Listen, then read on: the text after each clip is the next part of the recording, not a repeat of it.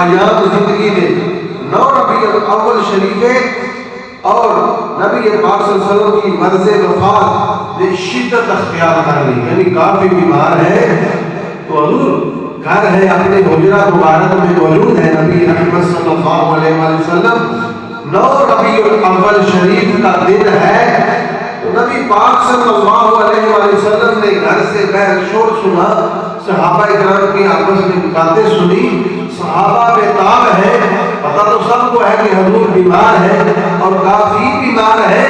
جب سنی آواز تو نبی پاک صلی اللہ علیہ وسلم نے کہا کہ یہ شور کیسا ہے؟ اما عائشہ صدیقہ رضی اللہ تعالی عنہا آپ نے عرض کی کہ یا رسول اللہ آپ کے غلام بے تاب ہے، آپ کی زیارت آپ کے لیے ترس رہے ہیں کہ آپ منبر پر آئیں، آپ کی زیارت کریں، آپ کے پیچھے نماز پڑھیں، انتظار کر رہے ہیں۔ اللہ کے نبی اٹھے، حضور وضو فرمانے لگے، آپ پر غشی طاری ہوگی، وضو آپ نہ کر سکتے۔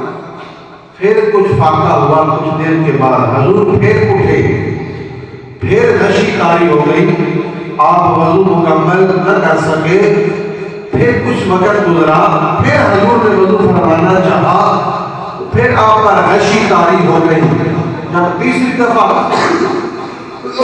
غشی طاری ہوئی تو نبی پاک صلی اللہ علیہ وآلہ وسلم نے فرمایا مروا ابا بکر فلیصلی بالناس، جاؤ ابو بکر صدیق کو کہہ دو کہ جماعت کروا دے، امامت کروا دے۔